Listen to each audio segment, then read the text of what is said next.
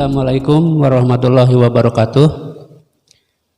Anak-anakku kelas 9, pada hari ini kita akan memulai materi IPS semester genap bab 3. Materi pertama adalah perdagangan internasional. Untuk penjelasan materi ini akan disampaikan oleh Ibu Siti Aisyah. Bapak harap kalian bisa menyimaknya dengan baik dan tertib. Mari kita mulai saja. Silahkan Bu Aisyah. Tujuan pembelajaran kita adalah 1. Menjelaskan pengertian perdagangan internasional. 2. Menjelaskan faktor-faktor yang mempengaruhi perdagangan internasional. 3. Menganalisis manfaat perdagangan internasional. Dan 4. Menemukan solusi hambatan perdagangan internasional. Dengan demikian materi kita ada 4. 1. Pengertian perdagangan internasional. 2. Faktor yang mempengaruhi perdagangan internasional. 3. Manfaat perdagangan internasional. Dan 4. Hambatan perdagangan internasional. Kemampuan suatu negara untuk menghasilkan barang dan jasa tidaklah sama. Ada negara yang kaya akan sumber daya alam, ada juga negara yang kurang memiliki sumber daya alam. Perbedaan ini dipengaruhi oleh luas daerah, letak geografisnya, dan iklim dari negara-negara tersebut. Potensi sumber daya yang dimiliki setiap negara tersebut dapat menimbulkan kelangkaan hasil produksi barang. Untuk memenuhi kebutuhan negara dapat dihasilkan oleh negara itu sendiri dan bisa juga membeli dari negara lain. Kondisi inilah yang mendorong setiap negara melakukan perdagangan internasional. Perdagangan internasional adalah proses pertukaran barang dan jasa antar dua negara atau lebih dengan tujuan mendapatkan keuntungan atau laba.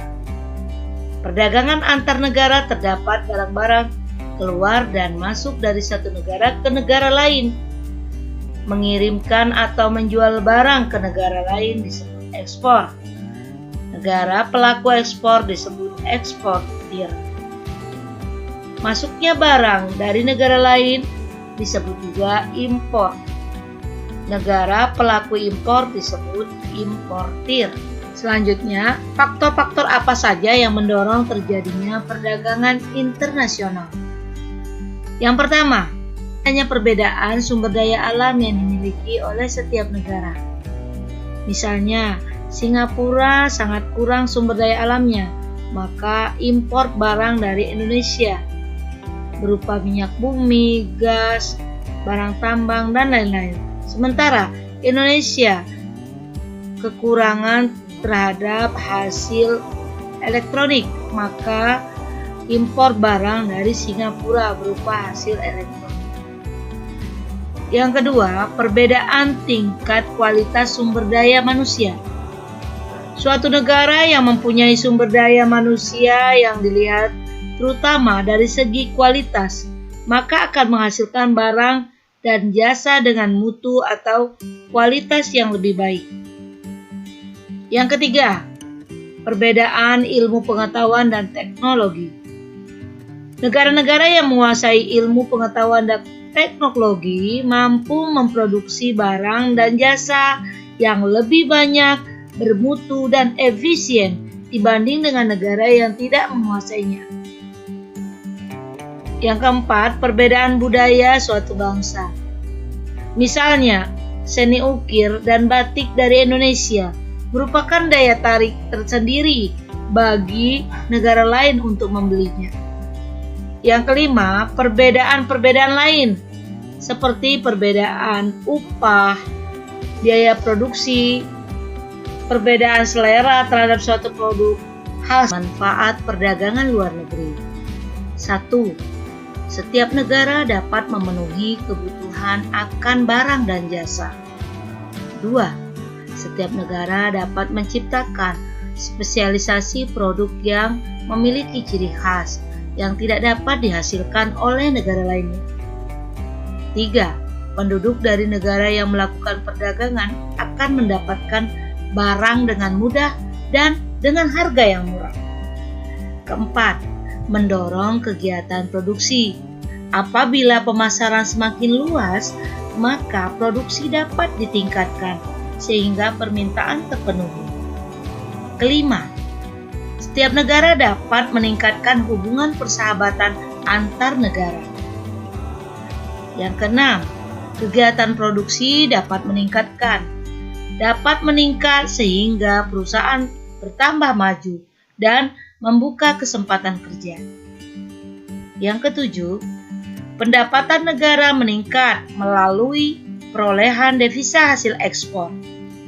Yang 8. Mendorong kemajuan ilmu pengetahuan dan teknologi karena masing-masing negara ingin meningkatkan kualitas dan kuantitas barang.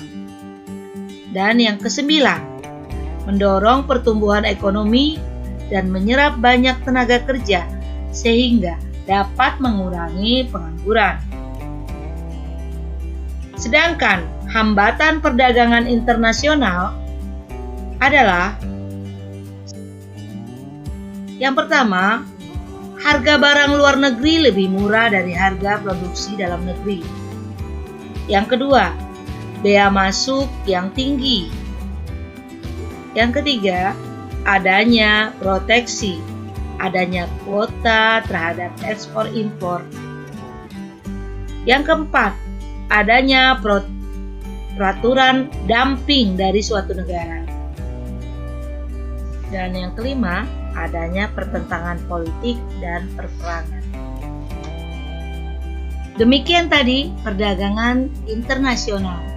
Materi kita kali ini adalah 1. Pengertian perdagangan internasional. 2. Faktor-faktor yang mempengaruhi perdagangan internasional. 3. Manfaat perdagangan internasional. Dan 4. Hambatan perdagangan internasional. Baiklah, tetap semangat belajar, selalu gunakan masker jika berpergian, dan sering-seringlah. Demikian penjelasan dari Ibu Siti Aisyah. Mudah-mudahan ilmunya bermanfaat. Selanjutnya kalian buka WA grup IPS kelas 9. Di situ ada satu permasalahan yang kalian harus tuntaskan. Sekian, terima kasih. Wassalamualaikum warahmatullahi wabarakatuh.